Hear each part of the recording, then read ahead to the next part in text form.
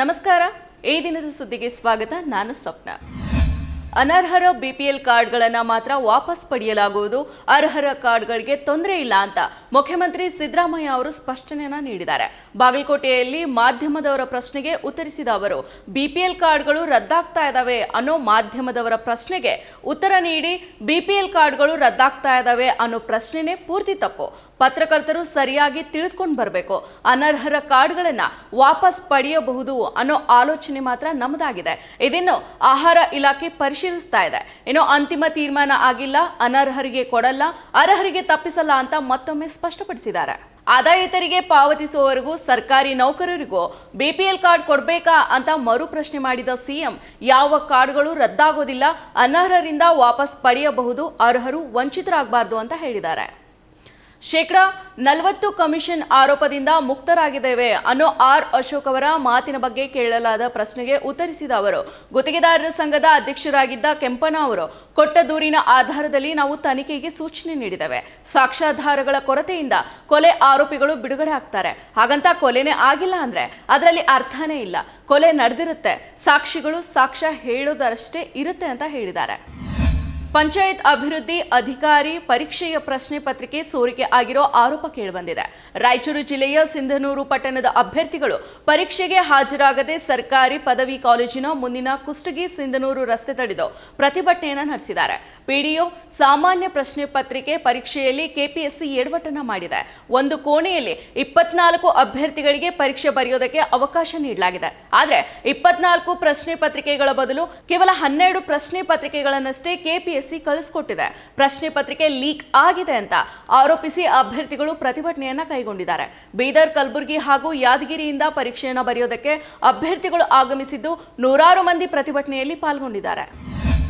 ಆಧುನಿಕತೆಯ ಈ ಕಾಲದಲ್ಲಿ ಮಾನವೀಯತೆನೇ ಇಲ್ಲದಂತಾಗಿದೆ. ಪ್ರತಿನಿತ್ಯ ಒಂದಲ್ಲ ಒಂದು ಅಮಾನವೀಯ ಘಟನೆಗಳು ನಡೀತಾ ಇದ್ದಾವೆ. ಕೆಲ ತಿಂಗಳುಗಳ ಹಿಂದೆ ಅಷ್ಟೇ ಬೆಂಗಳೂರಿನ ಜಿಟಿ ಮಾಲ್ ಒಳಗಡೆ ರೈತರೊಬ್ಬರು ಪೊಂಚೆ ತೊಟ್ಟು ಬಂದ್ರು ಅಂತ ಅವರನ್ನ ಮಾಲ್ ಒಳಗಡೆ ಬಿಡದೆ ಅವಮಾನ ಮಾಡಿದಂತಹ ಸುದ್ದಿ ಭಾರಿ ವೈರಲ್ ಆಗಿತ್ತು.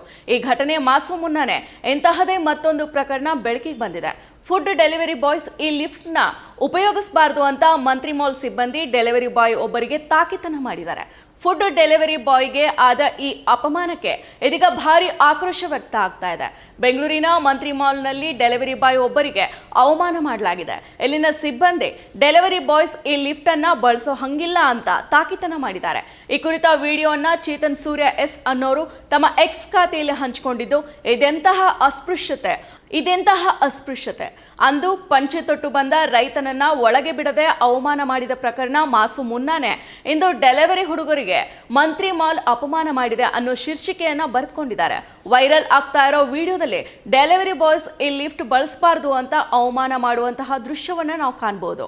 ಆ ಸಂದರ್ಭದಲ್ಲಿ ಅಲ್ಲಿದ್ದ ಇಬ್ಬರು ವ್ಯಕ್ತಿಗಳು ಅವ್ರಿಗೂ ಕೂಡ ಲಿಫ್ಟ್ ಒಳಗಡೆ ಬಿಡಬೇಕು, ಯಾಕೆ ಮಾನವ ಹಕ್ಕು ಉಲ್ಲಂಘನೆಯನ್ನ ಮಾಡ್ತೀರಾ ಅಂತ ಡೆಲಿವರಿ ಬಾಯ್ ಪರ ಮಾತನಾಡಿದ್ದಾರೆ. ಮೂಡಾ ಸ್ಕ್ಯಾಮ್ ಉರುಳು ಇದೀಗ ಜೆಡಿಎಸ್ ಶಾಸಕ ಜಿಟಿ ದೇವೇಗೌಡ ಅವರನ್ನು ಕೂಡ ಸುತ್ತಿಕೊಳ್ಳಕ್ಕೆ ಆರಂಭಿಸಿದೆ. ನಕಲಿ ದಾಖಲೆ ಸೃಷ್ಟಿಸಿ ತಮ್ಮ ಸಂಬಂಧಿಕರಿಗೆ ಬರೋಬ್ಬರಿ 19 ಸೈಟ್ ಹಂಚಿಕೆ ಮಾಡಿಸಿದ ಆರೋಪ ಕೇಳಿಬಂದಿದೆ.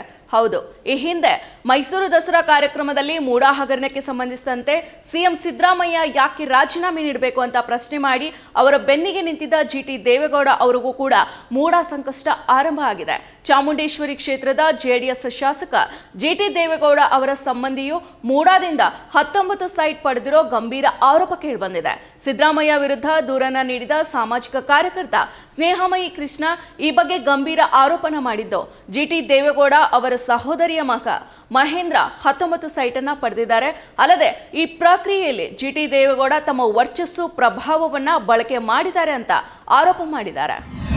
ದೆಹಲಿ ಸಾರಿಗೆ ಪರಿಸರ ಸಚಿವ ಮತ್ತು ಎಎಪಿ ನಾಯಕ ಕೈಲಾಶ್ ಗೆಹ್ಲೋಟ್ ಆಮ್ ಆದ್ಮಿ ಪಕ್ಷದ ಪ್ರಾಥಮಿಕ ಸದಸ್ಯತ್ವಕ್ಕೆ ಮತ್ತು ಸಚಿವ ಸ್ಥಾನಕ್ಕೆ ರಾಜೀನಾಮೆ ನೀಡಿದ್ದಾರೆ.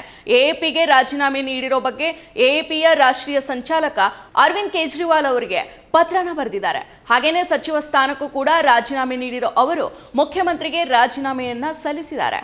ಶಿಶ್ಮಾ ಮಹಲ್ನಂತಹ ಹಲವು ಮುಜುಗರದ ಮತ್ತು ವಿಚಿತ್ರವಾದ ವಿವಾದಗಳಿದಾವೆ. ಇವೆಲ್ಲವೂ ಇಂದಿಗೂ ನಾವು ಆಮ್ ಆದ್ಮಿ ಪಕ್ಷವನ್ನ ನಂಬ್ತಾ ಇದ್ದಾವೆ ಅನ್ನೋ ಅನುಮಾನವನ್ನ ಸೃಷ್ಟಿಸಿದೆ ಅಂತ ಕೇಜ್ರಿವಾಲ್ಗೆ ಸಲ್ಲಿಸಿದ ಪತ್ರದಲ್ಲಿ ಹೇಳಿದ್ದಾರೆ. ದೆಹಲಿ ಸರ್ಕಾರ ತನ್ನ ಬಹುಪಾಲು ಸಮಯವನ್ನ ಕೇಂದ್ರದ ವಿರುದ್ಧದ ಹೋರಾಟದಲ್ಲೇ ತೊಡಗಿಸಿರುವಾಗ ದೆಹಲಿಯ ನಿಜವಾದ ಪ್ರಗತಿ ಸಾಧ್ಯ ಇಲ್ಲ ಅನ್ನೋದು ಸ್ಪಷ್ಟ ಆಗಿದೆ ಅಂತ ಹೇಳಿದ್ದಾರೆ. ಹೀಗಾಗಿ ಎಎಪಿಯಿಂದ ಹಿಂದೆ ಸರಿದಿರೋದನ್ನ ಬಿಟ್ಟು ನನಗೆ ಯಾವುದೇ ಆಯ್ಕೆ ಇಲ್ಲ ಅಂತ ನಾನು ಕಂಡುಕೊಂಡಿದ್ದೇನೆ. ಆದ್ದರಿಂದ ನಾನು ಆಮ್ ಆದ್ಮಿ ಪಕ್ಷದ ಪ್ರಾಥಮಿಕ ಸದಸ್ಯತ್ವಕ್ಕೆ ರಾಜೀನಾಮೆ ನೀಡ್ತೇನೆ ಅಂತ ತಿಳಿಸಿದ್ದಾರೆ. ಇನ್ನು ಕೈಲಾಶ್ ಗೆಹ್ಲೋಟ್ ರಾಜೀನಾಮೆ ನೀಡಿದ ಬೆನ್ನಲ್ಲೇ ಬಿಜೆಪಿಯ ಮಾಜಿ ಶಾಸಕ ಅನಿಲ್ ಝಾ ಎಎಪಿಗೆ ಸೇರ್ಪಡೆಗೊಂಡಿದ್ದಾರೆ. ಬಿಜೆಪಿ ನಾಯಕಿ ಮಾಜಿ ಸಂಸದೆ ನವನೀತ್ ರಾಣಾ ಭಾಗವಹಿಸಿದ ಚುನಾವಣಾ ರ್ಯಾಲಿಯಲ್ಲಿ ಗುಂಪೊಂದು ಕುರ್ಚಿಗಳನ್ನು ಎಸೆದು ದಾಂಧಲೆ ನಡೆಸಿರೋ ಘಟನೆ ಮಹಾರಾಷ್ಟ್ರದ ಅಮರಾವತಿಯಲ್ಲಿ ನಡೆದಿದೆ. ಮಹಾರಾಷ್ಟ್ರ ವಿಧಾನಸಭಾ ಚುನಾವಣೆ ಹಿನ್ನೆಲೆ ಬಿಜೆಪಿ ಅಭ್ಯರ್ಥಿಗಳ ಪರವಾಗಿ ಅಮರಾವತಿಯ ಕಲ್ಲರ್ ಗ್ರಾಮದಲ್ಲಿ ನವನೀತ್ ರಾಣಾ ಶನಿವಾರ ರಾತ್ರಿ ಚುನಾವಣಾ ರ್ಯಾಲಿನ ನಡೆಸಿದ್ದಾರೆ. ಈ ವೇಳೆ ಗುಂಪೊಂದು ಕುರ್ಚಿಗಳನ್ನು ಎಸೆದು ದಾಂಧಲೆಯನ್ನ ನಡೆಸಿದೆ. ಘಟನೆ ವಿಡಿಯೋ ಸಾಮಾಜಿಕ ಜಾಲತಾಣದಲ್ಲಿ ವೈರಲ್ ಆಗಿದೆ. ರಾಣಾ ಅವರನ್ನ ಭದ್ರತಾ ಸಿಬ್ಬಂದಿ ರಕ್ಷಣೆ ಮಾಡಿದ್ದಾರೆ. ಬಳಿಕ ಪೊಲೀಸ್ ಠಾಣೆಗೆ ತೆರಳಿದ್ದ ದಾಂಧಲೆ ನಡೆಸಿ ಗಲಾಟೆನ ಸೃಷ್ಟಿಸಿದವರನ್ನ ಬಂಧಿಸುವಂತೆ ಒತ್ತಾಯಿಸಿದ್ದಾರೆ. ಅಪರಿಚಿತ ಆರೋಪಿಗಳ ವಿರುದ್ಧ ಪೊಲೀಸರು ಪ್ರಕರಣವನ್ನ ದಾಖಲಿಸಿಕೊಂಡಿದ್ದಾರೆ. ಯಾವುದೇ ಅಹಿತಕರ ಘಟನೆ ನಡೆಯದಂತೆ ಗ್ರಾಮದಲ್ಲಿ ಹೆಚ್ಚುವರಿ ಪೊಲೀಸ್ ಪಡೆಗಳನ್ನ ನಿಯೋಜಿಸಲಾಗಿದೆ. ಆಘಾತಕಾರಿ ಘಟನೆಯೊಂದರಲ್ಲಿ ರಸ್ತೆ ಬದಿ ಹಚ್ಚೆ ಹಾಕಿಸಿಕೊಂಡ 68 ಮಹಿಳೆಯರಿಗೆ HIV ಸೋಂಕು ಹರಡಿರೋ ಘಟನೆ ಉತ್ತರ ಪ್ರದೇಶದ ಘಾಜಿಯಾಬಾದ್ನಲ್ಲಿ ನಡೆದಿದೆ. ಈ ಮಹಿಳೆಯರು ಪ್ರಸವ ಪೂರ್ವ ಪರೀಕ್ಷೆಗೆಂದು ಜಿಲ್ಲಾ ಮಹಿಳೆಯರ ಆಸ್ಪತ್ರೆಗೆ ಭೇಟಿ ನೀಡಿದಾಗ HIV ಸೋಂಕು ತಗುಲಿರೋದು ಪತ್ತೆಯಾಗಿದೆ. ಎಲ್ಲ ಮಹಿಳೆಯರಿಗೂ ಕೂಡ ಹಚ್ಚೆ ಹಾಕಿಸಿಕೊಳ್ಳುವ ಮೂಲಕ HIV ಸೋಂಕು ತಗುಲಿದ್ದು, ಈ ಮಹಿಳೆಯರು ರಸ್ತೆ ಬದಿ ಹಚ್ಚೆ ಹಾಕೋ ಕಲಾವಿದರಿಂದ ಹಚ್ಚೆನ ಹಾಕಿಸಿಕೊಂಡಿದ್ರು. ಹಚ್ಚೆ ಹಾಕಿಸಿಕೊಂಡ ನಂತರದ ದಿನಗಳಲ್ಲಿ ಆರೋಗ್ಯ ಹದಗೆಟ್ಟಿದ್ದು HIV ಲಕ್ಷಣಗಳು ಕಂಡುಬಂದಿದ್ದಾವೆ. ಮಹಿಳೆಯರಿಗೆ ಹಚ್ಚೆ ಹಾಕಿದ ಹಚ್ಚೆ ಕಲಾವಿದೆ ಸೂಚಿಯನ್ನ ಬದಲಾಯಿಸದೆ ಹಲವು ಬಾರಿ ಮರುಬಳಕೆ ಮಾಡಿದ ಕಾರಣದಿಂದ HIV ಸೋಂಕು ಹರಡಿದೆ. ಹಲವಾರು ಬಾರಿ ಒಂದೇ ಸೂಜಿಯನ್ನ ಹಚ್ಚೆಗಾಗಿ ಬಳಸಿದ ಕಾರಣ 68 ಮಹಿಳೆಯರಿಗೆ ಭಯಾನಕ ರೋಗ ತಗುಲಿದೆ. ಮಣಿಪುರದಲ್ಲಿ ಹಿಂಸಾಚಾರ ಇನ್ನೂ ಕೂಡ ಮುಂದುವರೆದಿದ್ದು, ಮೊನ್ನೆಯಷ್ಟೇ ನಾಪತ್ತೆಯಾಗಿದ್ದ 6 ಮಂದಿಯ ಶವ ಪತ್ತೆಯಾದ ಬಳಿಕ ಪ್ರತಿಭಟನೆ ಭುಗಿಲೆದ್ದಿದೆ. ಸಚಿವರು ಶಾಸಕರ ಮನೆಗೆ ಪ್ರತಿಭಟನಾಕಾರರು ಮುತ್ತಿಗೆನ ಹಾಕೋದಕ್ಕೆ ಪ್ರಯತ್ನಿಸಿರೋ ಘಟನೆ ನಡೆದಿದೆ. ಇಂಫಾಲದಲ್ಲಿ ಸಿಎಂ ಬೀರೇನ್ ಸಿಂಗ್ ಖಾಸಗಿ ನಿವಾಸಕ್ಕೆ ಪ್ರತಿಭಟನಾಕಾರರು ನುಗ್ಗಲು ಯತ್ನ ಮಾಡಿದ್ದಾರೆ. ಆದ್ರೆ ಭದ್ರತಾ ಪಡೆಗಳು ಸೂಕ್ತ ಬಂದೋಬಸ್ತ್ನಿಂದಾಗಿ ಮನೆ ಮೇಲೆ ದಾಳಿ ನಡೆಸೋದಕ್ಕೆ ಸಾಧ್ಯ ಆಗಿಲ್ಲ. ಹಾಗೇನೆ ಸಿಎಂ ಅಳಿಯ ಸೇರಿದಂತೆ ಶಾಸಕರ ಮತ್ತು ಸಚಿವರ ಮನೆಗೆ ನುಗ್ಗಿ ಬೆಂಕಿನ ಹಚ್ಚಿದ್ದಾರೆ. ಕೆಲ ಬಿಜೆಪಿ ನಾಯಕರ ಮನೆಗಳಿಗೂ ಕೂಡ ನುಗ್ಗಿ ಪೀಠೋಪಕರಣ ಧ್ವಂಸಗೊಳಿಸಿದ್ದಾರೆ ಅಂತ ಅಧಿಕಾರಿಗಳು ಮಾಹಿತಿನ ನೀಡಿದ್ದಾರೆ. ಇನ್ನು ಆರೋಗ್ಯ ಮತ್ತು ಕುಟುಂಬ ಕಲ್ಯಾಣ ಸಚಿವ ಸಪಂ ರಂಜನ್, ಪೌರಾಡಳಿತ ವಸತಿ ಅಭಿವೃದ್ಧಿ ಸಚಿವ ವೈ ಖೇಮ್ಚಂದ್ ಮತ್ತು ಸಿಎಂ ಅಳಿಯ ಮತ್ತು ಬಿಜೆಪಿ ಶಾಸಕ RK ಇಮೋ, ಬಿಜೆಪಿ ಶಾಸಕ ಸಂಪಂ ಕುಂಜಕೇಸೋರೆ ಮತ್ತು ಶಾಸಕ ಜೋಯ್ಶ್ಕಿನ್ ಸಿಂಗ್ ಮತ್ತು JDU ಶಾಸಕ T ಅರುಣ್ ಮತ್ತು ಶಾಸಕ ಕರಮ್ ಶ್ಯಾಮ್ ಅವರ ನಿವಾಸದ ಮೇಲೆ ಪ್ರತಿಭಟನಾಕಾರರು ದಾಳಿನ ಮಾಡಿದ್ದಾರೆ. ಹಾಗೇನೆ ಸ್ವತಂತ್ರ ಶಾಸಕ ಸಪಂ ನಿಶಿಕಾಂತ್ ಸಿಂಗ್ ಮತ್ತು ಅವರ ಕಚೇರಿಗೆ ನುಗ್ಗೋದಕ್ಕೆ ಯತ್ನಿಸಿದ್ದಾರೆ. ಈ ವೇಳೆ ಕೆಲ ವಾಹನಗಳಿಗೆ ಬೆಂಕಿಯನ್ನ ಹಚ್ಚಿದ್ದಾರೆ ಅಂತ ಪೊಲೀಸರು ತಿಳಿಸಿದ್ದಾರೆ.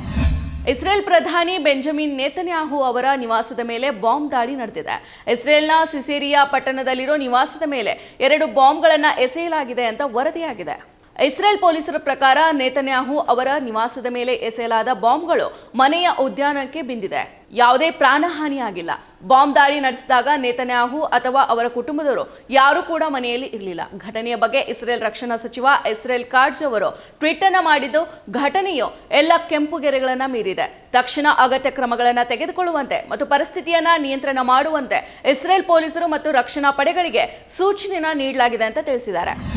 ಭಾರತ ಮತ್ತು ಆಸ್ಟ್ರೇಲಿಯಾ ನಡುವಣ ಬಾರ್ಡರ್ ಗವಾಸ್ಕರ್ ಟೆಸ್ಟ್ ಸರಣಿಯು ನವೆಂಬರ್ 22ರಿಂದ ಶುರುವಾಗಲಿದೆ. ಈ ಸರಣಿಗೂ ಮುನ್ನ ಆಸ್ಟ್ರೇಲಿಯನ್ನರ ಮಾತಿನ ಮೈಂಡ್ ಗೇಮ್ ಶುರುವಾಗಿದೆ. ಈ ಮಾತುಕತೆಯ ನಡುವೆ ಆಸ್ಟ್ರೇಲಿಯಾ ತಂಡದ ಮಾಜಿ ನಾಯಕ Tim Paine team India coach Gautam Gambhir ಅವರನ್ನ ಪರಿಹಾಸ್ಯ ಮಾಡಿದ್ದಾರೆ. ಆಸ್ಟ್ರೇಲಿಯಾದಲ್ಲಿ ಈ ಬಾರಿ ಭಾರತ ತಂಡ ಸರಣಿಯನ್ನ ಗೆಲ್ಲೋದು ಅಂದುಕೊಂಡಷ್ಟು ಸುಲಭ ಇಲ್ಲ. ಯಾಕಂದ್ರೆ ಈ ಸಲ ಟೀಮ್ ಇಂಡಿಯಾದ ಕೋಚ್ ಬದಲಾಗಿದ್ದಾರೆ. ಇಲ್ಲಿ ಎಲ್ಲರೂ ವಿರಾಟ್ ಕೊಹ್ಲಿ ಹಾಗೂ ರೋಹಿತ್ ಶರ್ಮಾ ಅವರ ಫಾರ್ಮ್ ಬಗ್ಗೆ ಮಾತನಾಡ್ತಾ ಇದ್ದಾರೆ. ಆದ್ರೆ ನನ್ನ ಪ್ರಕಾರ ಅದು ಸಮಸ್ಯೆನೇ ಅಲ್ಲ ಅಂತ ಟೀಮ್ ಫೈನ್ ಅವರು ಹೇಳಿದ್ದಾರೆ. ಟೀಮ್ ಇಂಡಿಯಾದ ಅಸಲಿ ಸಮಸ್ಯೆ ಅಂದ್ರೆ ಅವರ ಕೋಚ್ ಗೌತಮ್ ಗಂಭೀರ್. ಆತನಿಗೆ ಒತ್ತಡದ ಸಂದರ್ಭದಲ್ಲಿ ಸಂಯಮ ಕಾಪಾಡೋದಕ್ಕೆ ಬರೋದಿಲ್ಲ. ಅದನ್ನ ಮೊದಲು ಕಲಿಯಬೇಕಾದ ಅವಶ್ಯಕತೆ ಇದೆ ಅಂತ ಟೀಮ್ ಫೈನ್ ಅವರು ಹೇಳಿದ್ದಾರೆ. ಇದಾಗಿದೆ ಈ ಹೊತ್ತಿನ ಸುದ್ದಿ. ನೈಜ ಸುದ್ದಿಗಳಿಗಾಗಿ ನೋಡ್ತಾ ಇರಿ ಈ ದಿನ.com. ಇದು ಸತ್ಯ, ನ್ಯಾಯ, ಪ್ರೀತಿಯ ಧ್ವನಿ.